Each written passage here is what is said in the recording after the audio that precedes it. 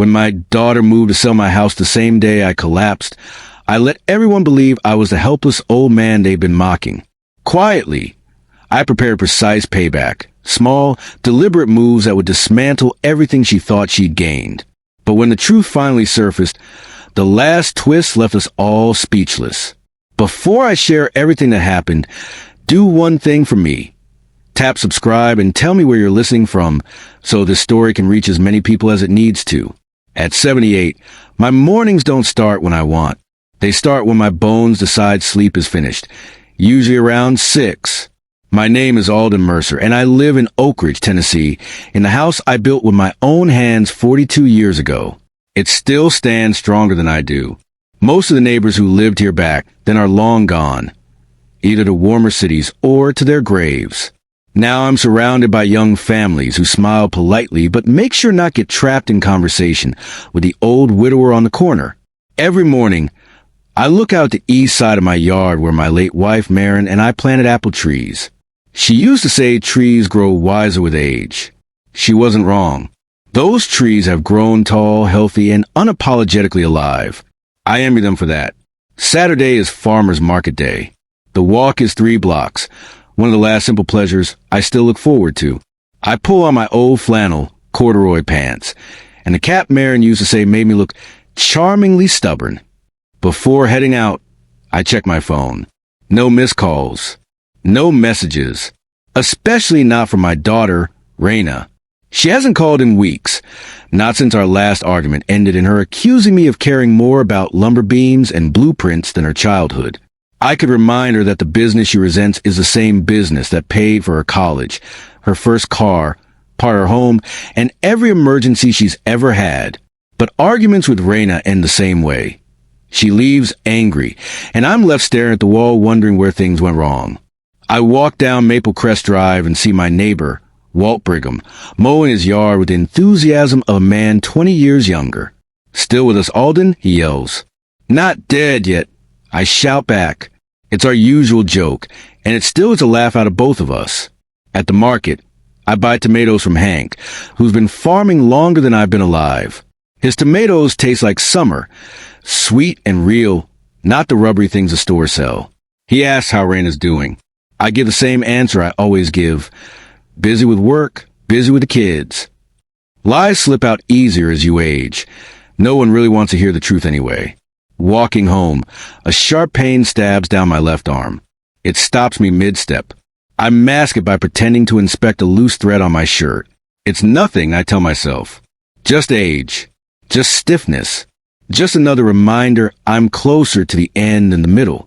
I refuse to see a doctor. Doctors take away joy, one prescription at a time. When I get home, the silence is heavy, thick enough to feel. This house is too big for one person, sure, but every room holds a memory of Maren's laughter. I toss the tomatoes on the counter and walk into my small office, where everything in my life still lives. My papers, my drafting table, my old tools. On the wall hangs a picture of me, Maren, and 5-year-old Raina in front of this house. We're smiling. Back when Raina still held my hand, without resentment boiling underneath.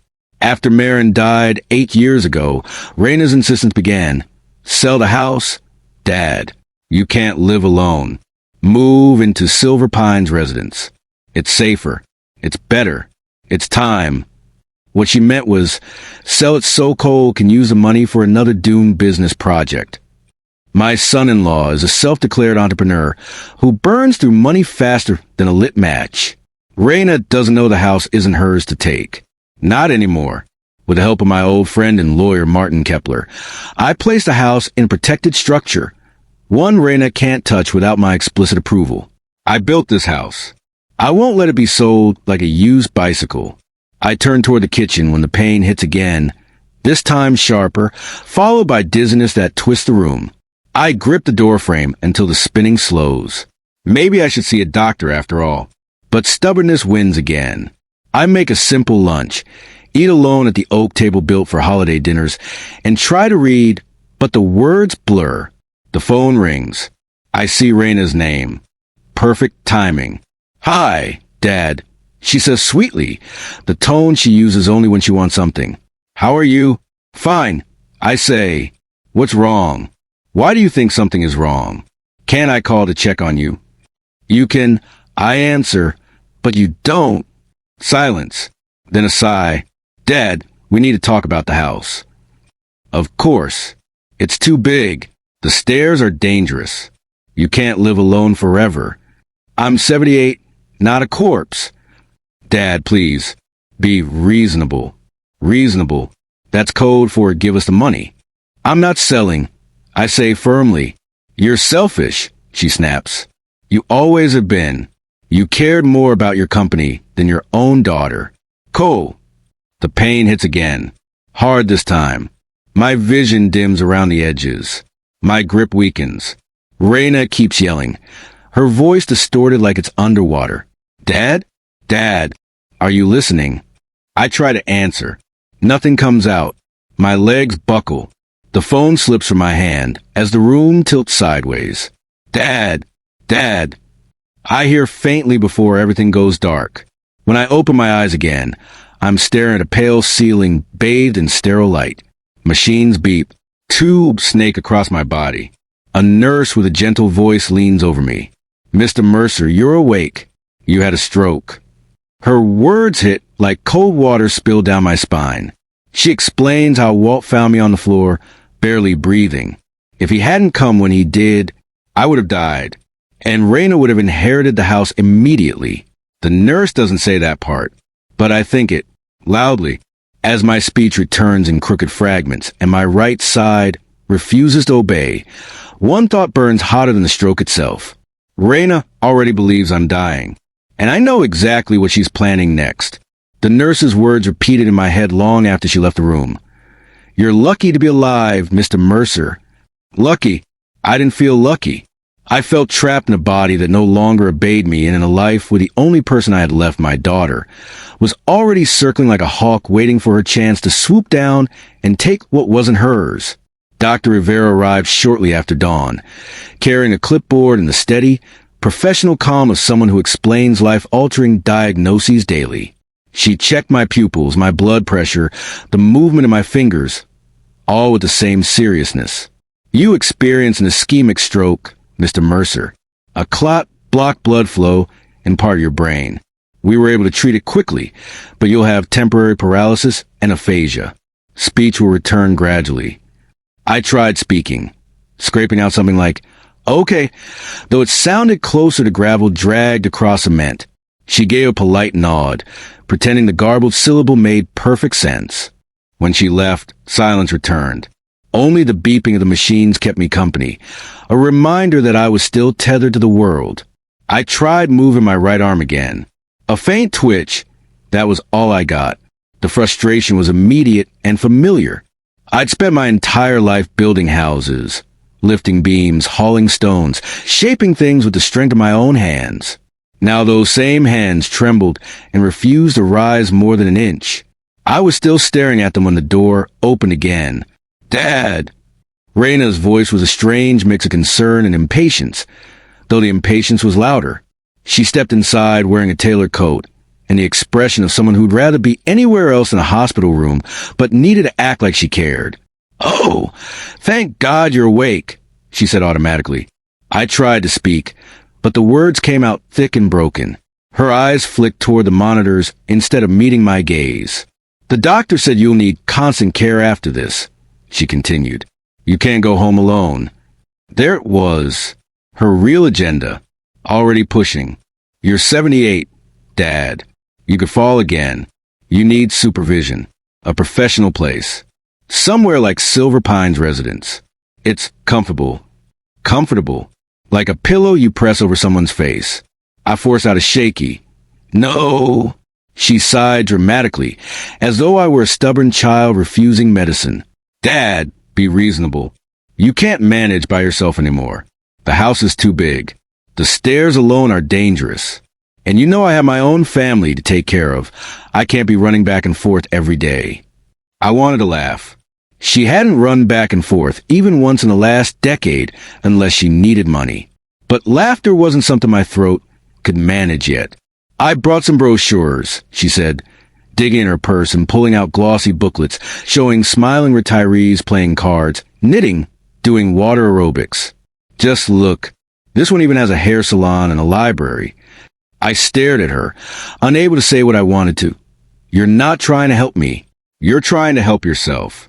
But what came out was a garbled, "Chia, no." She pressed her lips together, the polite facade cracking at the edges. "Dad, this is happening whether you cooperate or not. If you don't agree, the doctors won't discharge you home. They'll insist on rehabilitation elsewhere.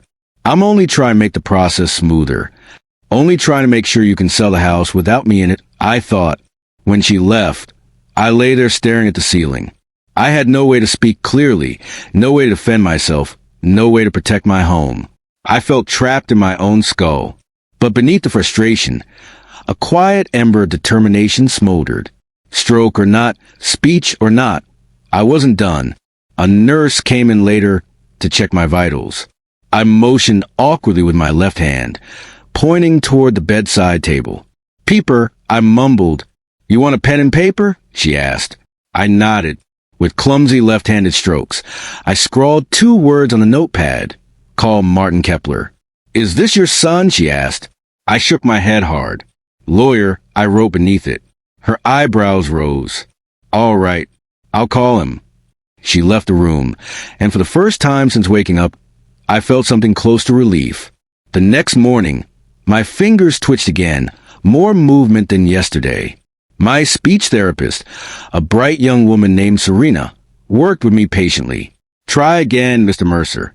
Slow, steady. Say home. H-O." The sound scraped out of me like it was being dragged from the bottom of a well. "That's good," she said. "Very good." It didn't feel good. It felt humiliating. But progress is progress. Around noon, Martin walked in, tall, sharp-featured, with the confident stride of a man who'd spent 40 years dealing with liars, swindlers, and business tycoons. His silver hair was neatly combed as always. He took one look at me and shook his head. "Alden, you old mule. When I said slow down in retirement, this wasn't what I meant." Despite everything, I felt the corner of my mouth tug upward. S-stroke. I managed. "Yes, that's usually how these things work," he said, lowering himself into the chair. "You scared half the neighborhood." I pointed at the notepad on the table. The pen.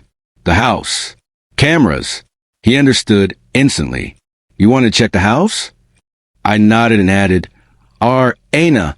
"See, careful." His expression darkened. "What did she say to you?" I wrote slowly, "She wants me out." He sighed. "Alden, I told you years ago, you had to prepare for this. And you did. Good thing you let me install every safeguard. She can't legally sell the house. Not without your signature. Your real signature." His eyes narrowed. "Unless she forged something." My heart thudded. He noticed. "I'll go today," he promised. "I'll check everything. The cameras, the safe, the documents. I'll let you know." Before leaving, he rested a hand on my shoulder. "Don't panic. You're still a step ahead of her." But was I? I wasn't so sure anymore. That evening, after dinner, I could barely force myself to swallow. My phone rang. The nurse handed it to me. "Raina." I hesitated before answering. "Dad? Oh my God, you're talking. That's great." Her voice was bright. Too bright, like she'd rehearsed it. "Listen. I wanted to tell you something. Something wonderful. I waited. I sold your house." Everything inside me froze. She continued in a rush. "It was the best decision. The market is hot. We got $890,000. And I sold your old Buick, too. Got $12,000 for that. Amazing, right? Don't worry, Dad. I'm handling everything. You'll thank me once you're settled at Silver Pines." My breath caught. My throat worked. And what came out was a raw, strangled, and no, and then not legal. "Oh, Dad," she said, the patronizing tone thick as honey. "You're confused. Don't stress yourself. Just focus on recovery." I pressed the phone tighter to my ear, summoning every ounce of strength. "You had no right." She hesitated for the first time. "Dad, don't make this difficult." The contracts are signed. The money is already being used. We had debts. Cole's new business needed a push. And my pulse pounded so loudly I could barely hear her. Raina, I forced out, you will fix. She laughed nervously. That's not how real estate works, Dad. Illegal, I rasped. Fraud. Her sharp inhale crackled through the phone. You wouldn't turn your own daughter in. You can barely speak. You're not thinking clearly. But she was wrong. I was thinking more clearly than I had in years. She'd finally crossed a line, and she didn't realize yet that she'd made the biggest mistake of her life. My hand trembled as I held the phone, but not from weakness, from fury. Not the loud, explosive kind. I didn't have the strength for that, but the cold, quiet kind that settles into your bones and refuses to leave. Raina went on talking, speed creeping into her voice the way it always did when she was cornered. Dad, listen. Silver Pines requires a down payment, and the monthly fees are expensive. We use part of the money from the house sale for that. You'll be taken care of. It's all for your own good. Your own good. The 4 words children use when they want to pretend cruelty is kindness. Raina. I forced each syllable out like lifting bricks. Not your house. She huffed. Dad, stop. You're making it sound sinister. You're my father. Who else should take responsibility for your property now that you're sick? The nurse nearby glanced over. My blood pressure monitor beeped loudly. I closed my eyes, struggling to control my breathing. If I let myself get too agitated, they'd sedate me, and I needed clarity more than rest right now. You stole, I rasped. You're being dramatic, she snapped, losing her fake sweetness. I did what needed to be done. You can't live there anymore. The buyers already put down a deposit. Contracts are signed. I scraped together air for one more word. Undo. You don't understand, she said, voice rising. Cole and we already used some of the money. How much? I whispered. Silence. Then defensive. It doesn't matter. We'll pay it back. How much? I demanded again, louder this time, my clearest word since the stroke. Another pause. Longer. Then she finally muttered, 800,000. The room seemed to tilt, not from dizziness but disbelief. $100,000. Gone. Used for her husband's endless carousel of failed dreams. I felt something inside me harden. Not anger, not grief, but resolve. 3 days, I said. What? 3 days, I repeated slowly. Return money. Canceled sale. She let out a sharp, humorless laugh. Dad, you're in a hospital bed. You can't even walk. What are you going to do, sue me? I held the phone close, lowered my voice, and said the words I knew would hit like a hammer. Cameras. Her breath caught. What? House. Cameras. I said, everything. Recorded. That's, she sputtered, trying to regain control. You never liked cameras. You said they were invasive. Installed years ago. I said, Martin has access. For the first time, she had no words. You have 3 days, I said again. Or police. You're threatening your own daughter? She shrieked. Didn't threaten. I corrected. Warned. Then I ended the call. The nurse hurried over. Mr. Mercer, are you all right? Your blood pressure. I nodded weakly, but inside, a fire had lit. I wasn't helpless anymore. I wasn't confused. I wasn't dying. I was preparing. Minutes after I hung up, my phone rang again, this time, Martin. Alden, he said without greeting. I went to the house. I reviewed the footage. Raina absolutely brought strangers inside. A real estate agent, potential buyers, even someone who looked like a notary. My chest tightened, not from the stroke this time, but a different kind of pain. She sold. I managed. So she called you? He exhaled sharply. Damn it. I told you years ago she was capable of this, but I hoped I was wrong. I swallowed thickly. What next? I'm at your place now, he said. The documents she signed are fraudulent. I've already contacted the buyers to inform them the sale is invalid. They're shocked and furious at her. Good, I whispered, but Alden, he hesitated. Something else happened. A cold chill crawled up my spine. What? She didn't just show the house, he said quietly. She took things. I gripped the phone tighter. What things? Your mantel clock. Marin's watch. His voice softened. Alden, she pawned them. For a moment, all I could hear was a steady beep of my heart monitor. Those items were all I had left of my wife. My vision blurred, not from stroke symptoms, but raw grief. I'll try to get them back, he said. But Alden, you need to prepare yourself. This won't be easy. I know. We ended the call. I stared at the blank ceiling tiles, letting the truth settle like dust on untouched shelves. My daughter had taken everything Marin and I built, physically, emotionally, financially, and traded it for a man with empty promises and greedy eyes. The next morning, my speech therapist found me unusually quiet. But my silence wasn't weakness, it was preparation. By the afternoon, Detective Harris appeared in my doorway, broad-shouldered, tired-eyed, and carrying a small notebook. He introduced himself with a firm handshake. Mr. Mercer, I received evidence from your attorney indicating that your daughter unlawfully sold your home and vehicle. I wanted to speak with you personally. I nodded. Do you confirm, he asked, that you did not authorize the sale of your property? I forced the words out slowly, but clearly. I never signed anything. And do you confirm she accessed and removed personal items? Yes. He wrote quickly, his expression tightening.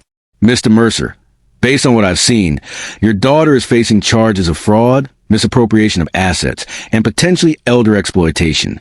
These are serious offenses. She could serve prison time. The words hit with the weight of reality. Prison. For my daughter.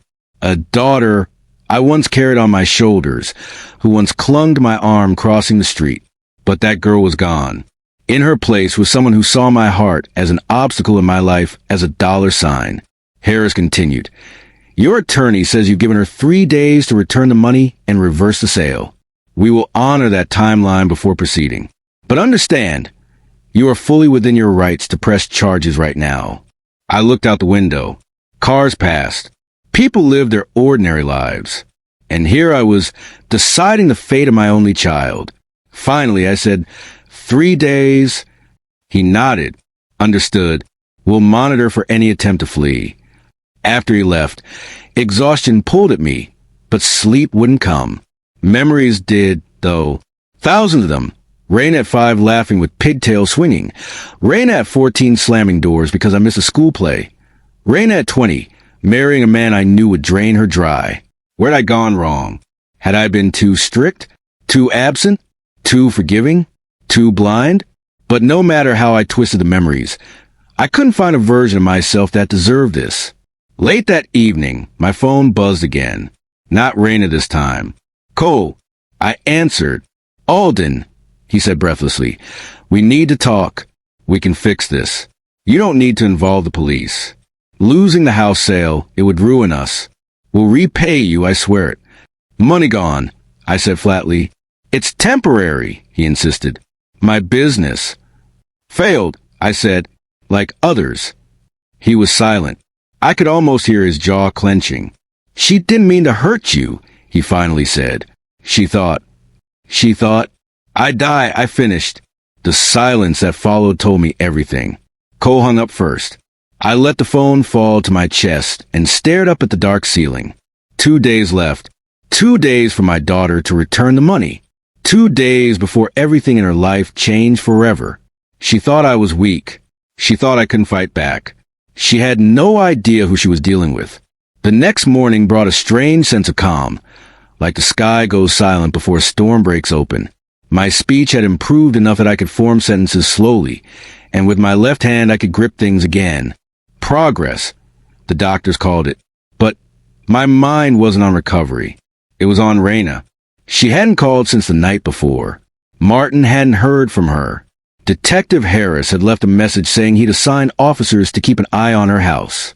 And yet, I couldn't shake the unsettling quiet. Raina was stubborn, but when cornered, she always had a plan. Usually a bad one, but a plan nonetheless. By noon, Martin arrived with updates. He looked exhausted, like he'd aged a few years overnight. "I retrieved Marin's watch," he said first, holding out a small box like it was a relic. "The pawn shop agreed to reverse the sale. They hadn't shipped it out yet." My chest tightened as I opened the box. There was gold face, tiny floral etching on the side, a gift for me on our 10th anniversary. Marin's hands wore decades of memories in that watch. The thought of Raina pawning it burned deeper than the stroke ever had. "Thank you," I said, voice raw. Martin nodded. "There's something else, Alden." He set his briefcase down and rubbed his temples. "The Bennett family, the buyers your daughter duped, they want to speak with you directly. They're upset, but sympathetic. They're willing to cancel the deal, but they want their deposit back." "Of course," I said. "I know," he replied quietly. "I already told them you would take responsibility." He hesitated. "There's another issue. Raina withdrew nearly all her bank funds. Closed 2 accounts. Sold her car yesterday morning." My pulse spiked. "What mean?" "It means," he said slowly, "she might be preparing to disappear." Disappear. The word landed heavily. My daughter wasn't just avoiding consequences. She was running from them. "I notified Harris," Martin added. "He's sending officers to check her house now." 2 hours later, Harris himself appeared at my hospital room door, his expression unreadable. I gestured for him to sit. He didn't. "Mr. Mercer," he began carefully, "we went to your daughter's house. The neighbors say Raina, her husband, and your grandchildren loaded suitcases into their SUV 2 days ago." 2 days? I repeated, dread crawling up my spine. "Yes," he said. "That means they left before the police interviewed them, before the charges were even filed." "And kids?" I asked. "They're with them," Harris said. "Neither child showed up to school Thursday or Friday. We checked airline records. No tickets purchased under their names, which means if they fled, they likely drove, potentially out of state." My hands tightened around the blanket. Not fear for myself. Fear for Harlow and Jonah. Innocent children dragged into their mother's mess. "Where?" I asked. "We're checking border crossings, small airports, rental agencies. They may be heading for Mexico, or they may be hiding somewhere in the States." "Find them," I said, each word brittle. "We're trying," Harris assured. "But I want you prepared. The more time passes, the harder they'll be to track." After he left, the room felt colder, like someone had opened a window I couldn't close. I sat in silence for a long time. I thought about Raina as a toddler, running barefoot in the yard. I thought about her laughter echoing through the house that she now tried to steal. I thought about the moment I walked her down the aisle, knowing, absolutely knowing, she was choosing the wrong man but praying she'd prove me wrong. And now she was gone. Not kidnapped, not coerced, gone by choice. That night, unable to sleep, I asked the nurse on my phone again. With slow, shaking fingers, I pulled up my emails. There was one from Martin marked urgent. A short message. "Call me immediately. Your house. There's more." I pressed the call button. "Alden." His voice came through stress, breathless. "Listen carefully. Walt called me. He saw people taking things out of your house yesterday. Furniture, boxes, artwork. Most likely Raina hired movers before she fled." My chest constricted. "What items?" "A little of everything," he said grimly, "including the antique wedding clock that belonged to Marin's parents." My heart dropped. The clock was priceless, not in value, but in meaning. It ticked through every year of my marriage. It ticked the moment I held my daughter for the first time. It ticked through Marin's last breath. And now it was gone. "Police?" I asked. "I've already informed them. They'll issue theft charges on top of everything else." He paused. "Alden, I'm sorry." I didn't respond. Couldn't. I ended the call and stared into the dark window, my own reflection barely recognizable. The weak man looking back wasn't the man who built this house, protected his family, worked 3 decades building a company from nothing. That man wasn't gone. He was just buried under grief, betrayal, and a suddenly failing body. But he wasn't dead. 3 days, I told Raina. She had already run, which meant consequences were no longer optional. The next morning, the third day, Dr. Rivera walked in with a clipboard. Good news, Mr. Mercer. Your recovery is progressing very well. We're releasing you tomorrow. Tomorrow. The word filled me with both relief and dread. Relief that I'd be free of the hospital. Dread, because home wasn't home anymore.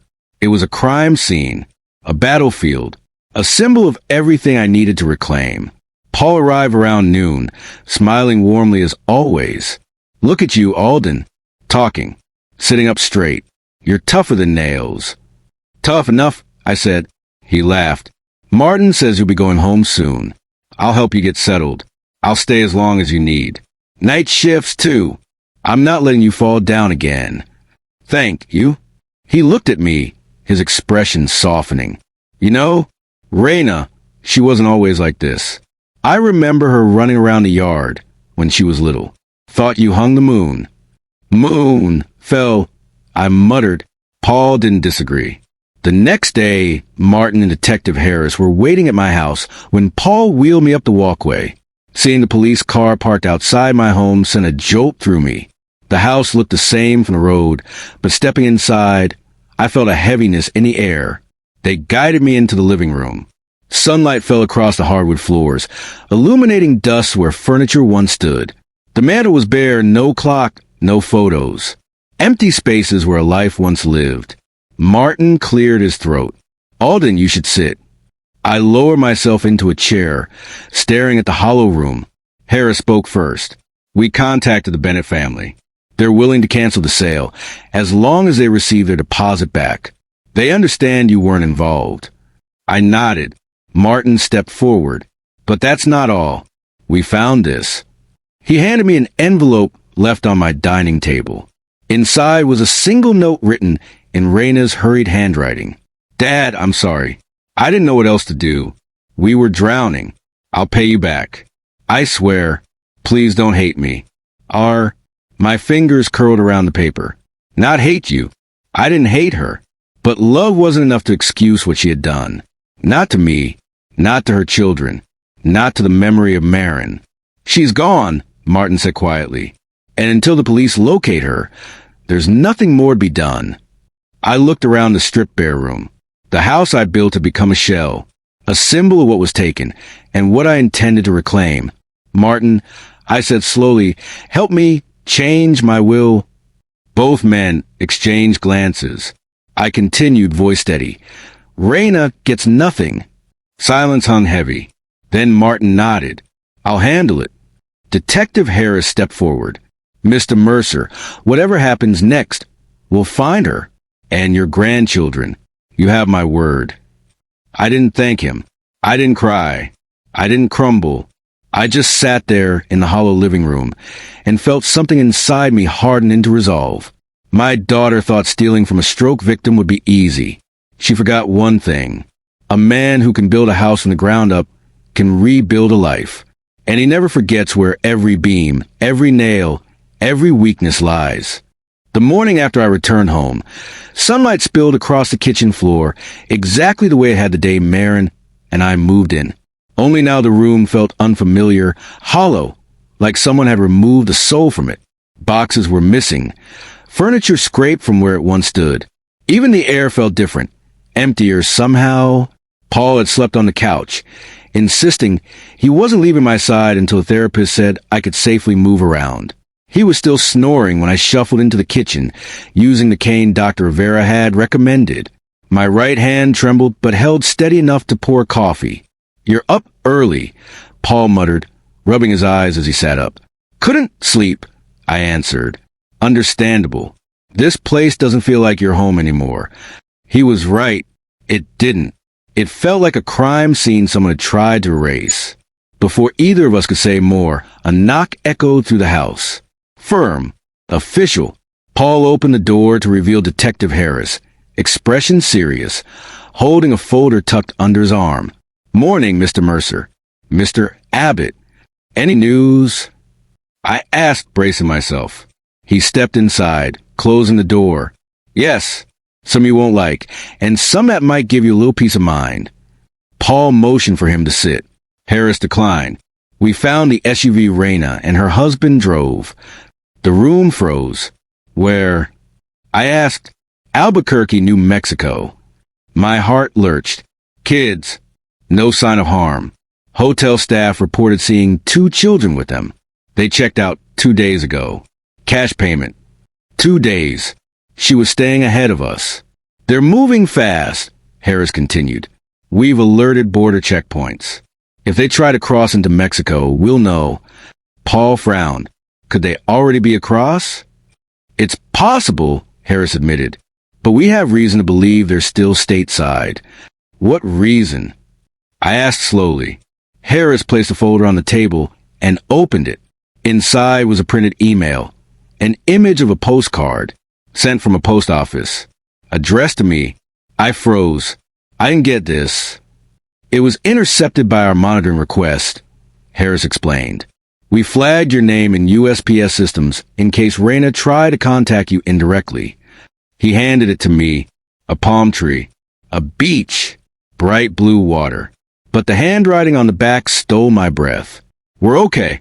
Kids are okay. Don't worry. Paul swore under his breath.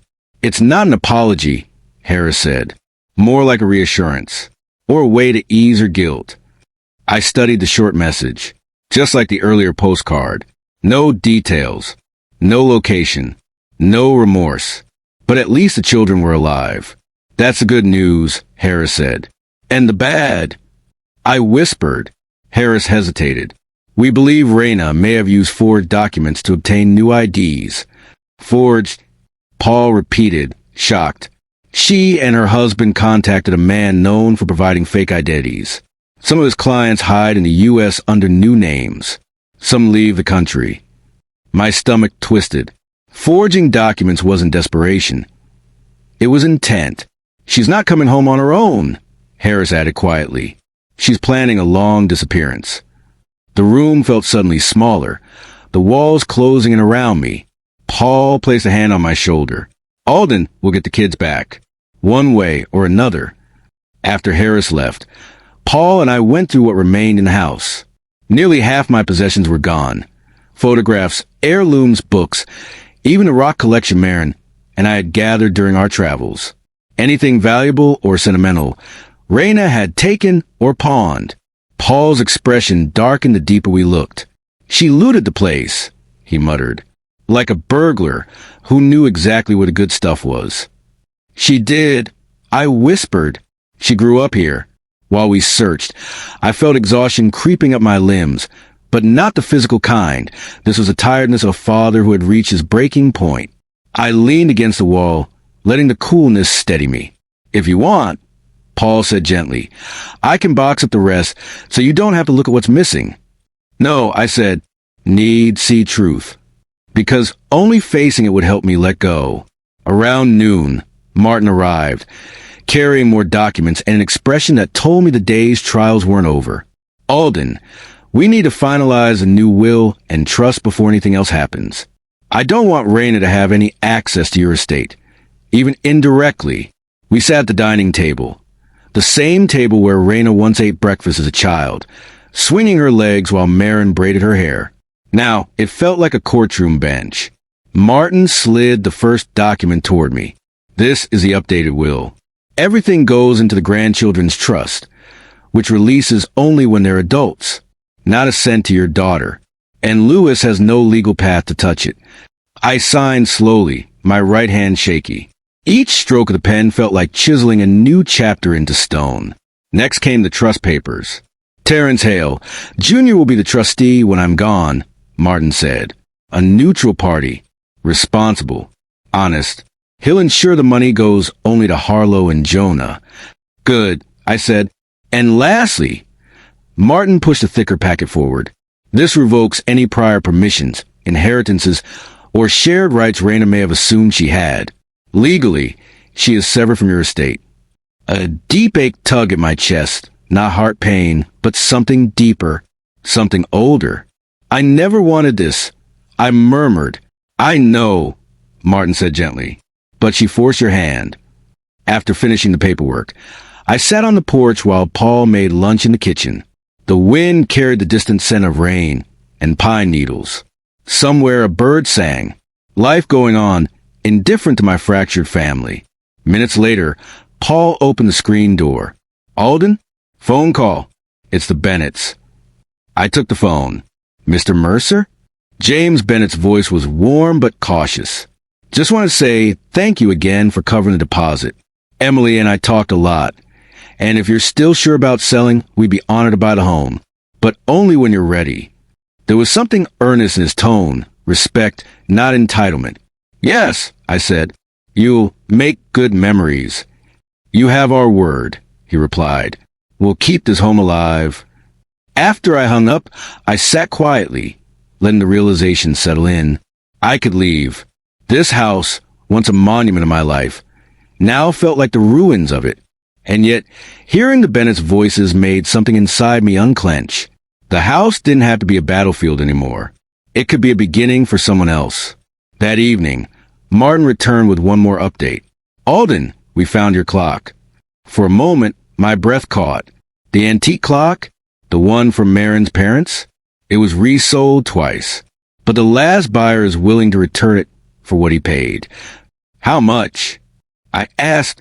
$6,000. "I'll pay it," I said immediately. Martin smiled softly. "I knew you'd say that." We ended the day with a quiet dinner. The house felt less like a home than ever, but strangely, the people in it, Paul and Martin, made it more comforting than it had been in a long time. As I lay in bed, I stared up at the dark ceiling and whispered into the quiet. "Marin, I'm trying. Trying to do what's right. Trying to survive the heartbreak. Trying to rebuild. Trying to forgive, even if I never forget." The night stretched long, but for the first time since the stroke, I felt something like direction. I would sell the house, move to Lake Lorne, start anew, and no matter how far Raina ran or what name she adopted, the law would find her eventually, not because I wanted revenge anymore, but because she needed consequences to ever face herself again. Packing my life into boxes felt strangely like packing a version of myself I no longer needed. Every photograph I wrapped, every book I stacked, every drawer I emptied forced me to confront a truth I had ignored for years. Raina had been slipping away from me long before she tried to steal the house. Her bitterness had been growing like mold. Quiet, invisible, but destructive. Maybe part of me just didn't want to see it. Paul arrived early the next morning and worked beside me, quietly going to the living room shelves. "You want to keep this one?" he asked, holding up a small, carved wooden bird Jonah once brought me from school. It was crooked, poorly painted, lopsided wings, but it had been made with the proud concentration of a child. "Yes," I said, "that stays." Some things I could let go of, but not that. Midway through packing, Martin called. "Alden, I have news. Not good, not terrible either. Just news." I steadied myself on the dining chair. "Tell me." Interpol sent word. A man matching Lewis's description tried crossing into Belize using a forged passport. He failed to scan. He's now flagged on multiple systems. And Raina? My throat tightened. No confirmed sighting. But if Lewis tried to cross, chances are they were planning it together. "They'll try again," I murmured. "Yes, but now they'll find borders much harder." I hung up and stared at the half-packed room. My grandchildren were out there, confused, scared, trusting the wrong people. A wave of exhaustion washed over me, the kind that feels like sinking. Paul noticed. Hey, sit, breathe. You're pushing yourself too hard." "I'm fine," I lied. "You survived a stroke, Alden, and a betrayal. You don't need to be a hero today." But the truth was, the only thing keeping me upright was the work. If I stopped, even for a minute, I feared the grief would drown me. By late afternoon, the moving truck was booked, the Bennett contract set to close, and most of the rooms half empty. The house echoed strangely. Hollow footsteps, voices bouncing off newly bare walls. This was no longer home. It was just a structure that had held too many years. As the sun dropped low, casting amber streaks through the windows, The doorbell rang. Paul answered. "Terrence, glad you made it." My lawyer stepped inside, carrying a manila envelope. His expression was serious, but not grim, somewhere between caution and relief. "I spoke to Detective Harris," he said. "They might have found a lead." Paul crossed his arms. "Let's hear it." Terrence laid out several printed photos on the dining table.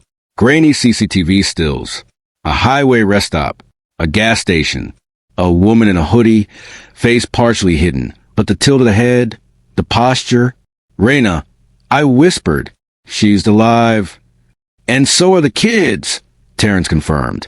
In one image, the silhouettes of two small children sat in the back seat of a rented car, rented under a fake name, but trackable thanks to new alerts sent to agencies across the Southwest. "They haven't left the country yet," Terrence said. "That's the good news." "What's the bad?" Paul asked. Terrence hesitated. "They're running out of cash." A chill crept up my spine. "People who are desperate," Terrence continued, "tend to make reckless decisions. And Lewis has a record of getting violent when cornered." "Violent?" I asked sharply. He never. "Not toward you," Terrence said gently. "But he has several sealed misdemeanor charges from his 20s. Bar fights. Assault. Two eyes. Charges reduced each time because his family had money." I felt a slow ache spread across my chest. Not physical pain, but something sharper. "And Raina knew this?" I whispered. "Possibly. Or she ignored it," Terrence said. "But the point is, they are now dangerous. Not malicious, maybe, but desperate. That's enough." I sat down, feeling the weight of everything pressing against me. The stroke had taken my strength. My daughter had taken my trust. And fear for my grandchildren now attempted to take my breath. Paul knelt beside me. "Alden, look at me. Whatever happens next, you are not going through it alone." I nodded stiffly, grateful but barely able to speak. That night, I couldn't sleep. I walked through the nearly empty house with a cane in hand, each room stirring memories like dust rising from old carpets. At the mantel, the newly returned antique clock ticked softly, its steady rhythm calming something inside me. Marin's voice seemed to linger in this room more than anywhere else. Soft, steady, always practical yet warm. When things fall apart, "Alden, that's when you decide what should stay and what should go." I pressed my palm to the cold wood of the mantel. "What would you do?" I whispered. Silence answered, but somehow it steadied me. The next morning, Martin returned with finalized escrow papers. The house would officially be the Bennetts within 2 weeks. "You ready for this?" he asked. "Yes," I said, and I meant it. The decision, once painful, had grown into something like clarity. The house had become a battlefield, a reminder of betrayal. But it could be something beautiful again for a different family. Later that afternoon, Paul and I drove to Lake Lorne to finalize the sale of the cottage. The drive was long and winding, lined with dense pine and rolling hills. The lake shimmered like glass under the soft May sun. When we stepped out of the car, the quiet hit me first. Not the kind of silence that feels empty, but the kind that feels clean, open, inviting. The cottage was small but bright, with a wide porch overlooking the water. Birds darted along the shoreline. A pair of kayakers drifted lazily across the lake. For the first time in months, I felt something lift inside my chest. Something like relief. "This," Paul whispered beside me, "is exactly what you need." Inside, the cottage smelled of cedar and fresh paint. The living room had a soft woven rug, simple furniture, and big windows that poured sunlight onto polished wooden floors. The kitchen was small but functional. A cozy bedroom overlooked the lake. Everything felt new, untainted by old wounds. "I can see myself here," I said softly. "Then let's make it real," Martin replied. The paperwork was quick. Signatures, initials, acknowledgments. When it was done, Martin closed the folder and said, "Congratulations, Alden. You're officially the owner of this place." We stood on the porch afterward, overlooking the blue expanse. "You know," Paul said with a smile, "Marin would have loved this." My throat tightened. Yes, she would. As we prepare to head back to Chapel Hill to finish the final packing, my phone buzzed. A message. Unknown number. I opened it and felt a cold ripple move through me. A single line of text. We're running out of time, Dad. Please don't let them take my kids. No apology. No location. No explanation. Just fear. Just desperation. Just the beginning of something far more dangerous. And as the sun dipped low across Lake Lorne, casting long shadows on the ground, I felt it in my bones. The storm wasn't over. It was only gathering speed. The message stayed on my screen like a burn mark I couldn't wipe away. We're running out of time. Dad, please don't let them take my kids. It wasn't signed, but it didn't have to be. Raina's words always carried the same frantic edge, the same mix of blame and need. Even in this moment, begging for help, she didn't apologize. Not once. Paul leaned over. Is that her? I nodded slowly. She's scared. Scared because she's guilty, Paul muttered. No. I whispered, staring at the text again. Scared because she knows Lewis is losing control. Paul's eyes hardened.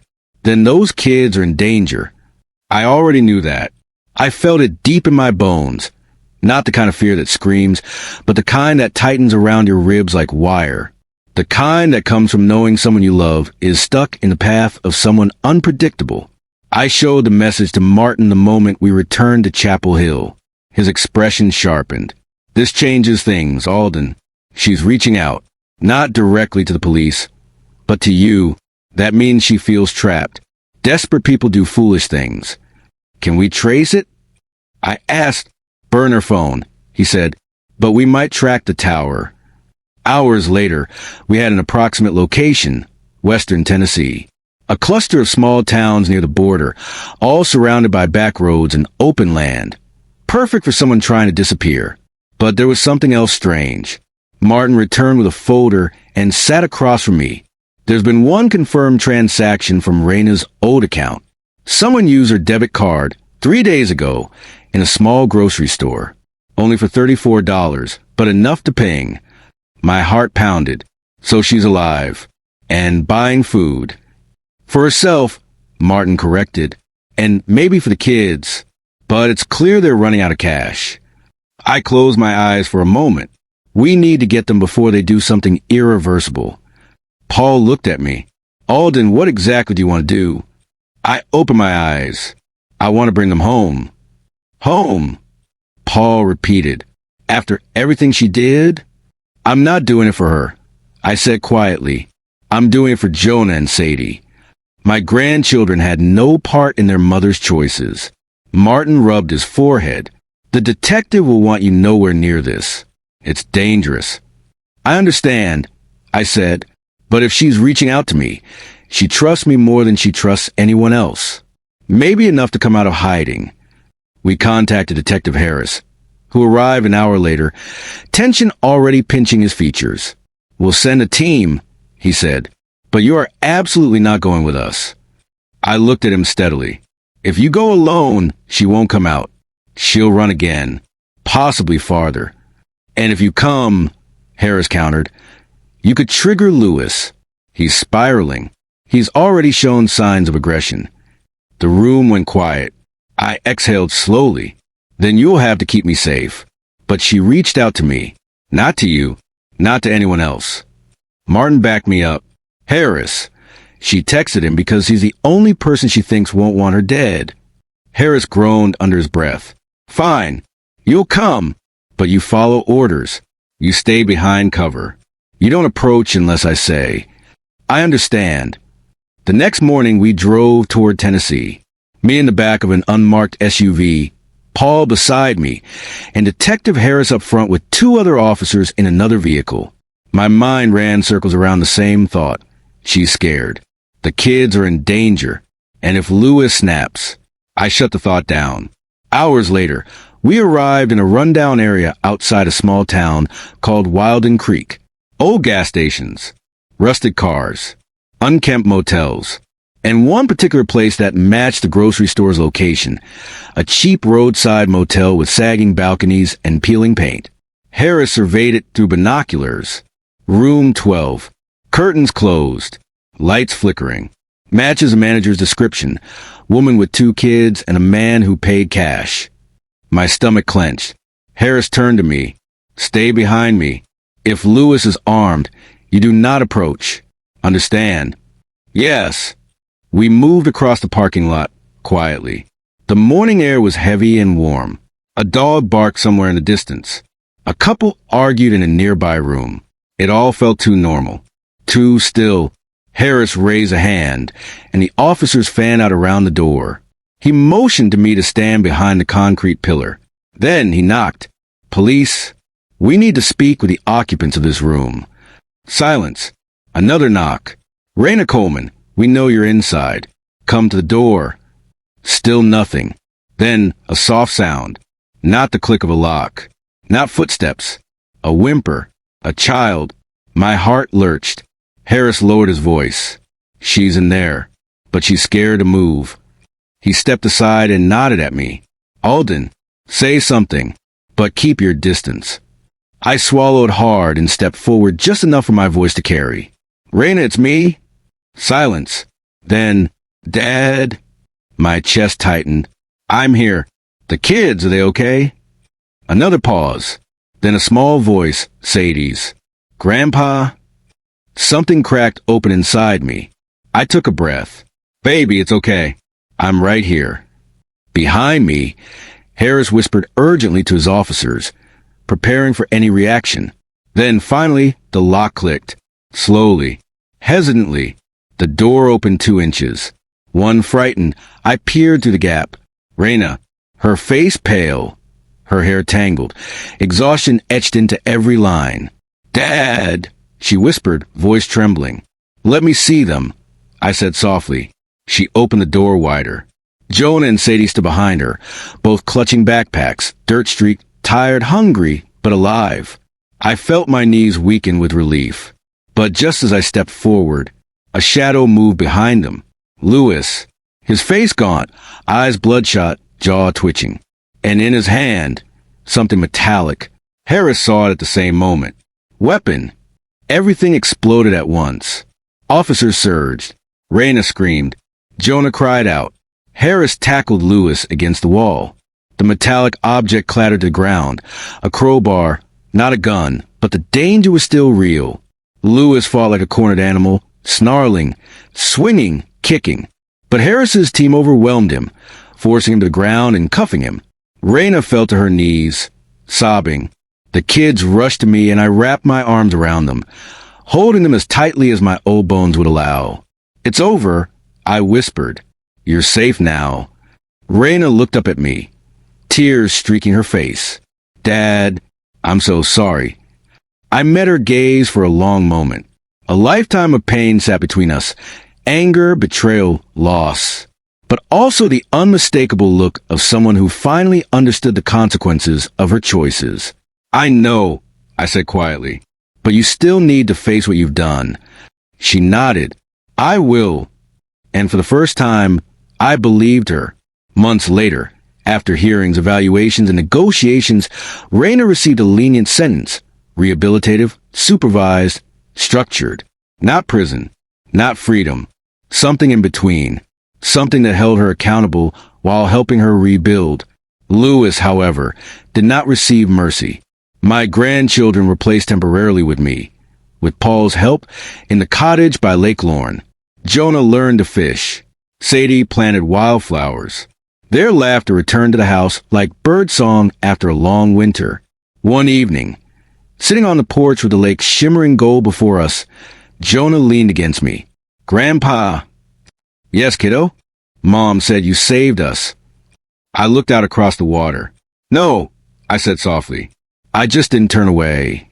Sadie crawled into my lap. Are we going to be okay? I kissed the top of her head.